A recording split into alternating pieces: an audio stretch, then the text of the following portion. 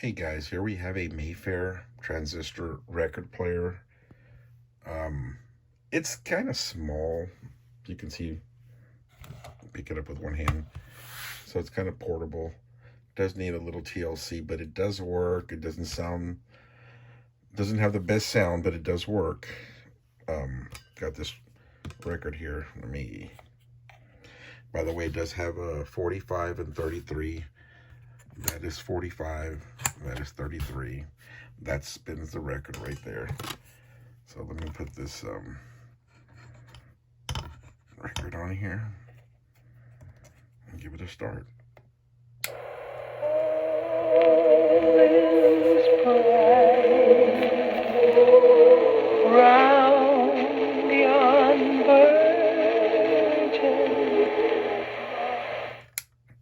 So as you can see, it does work.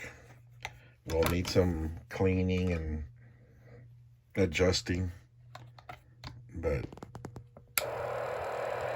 does work. That spins the record.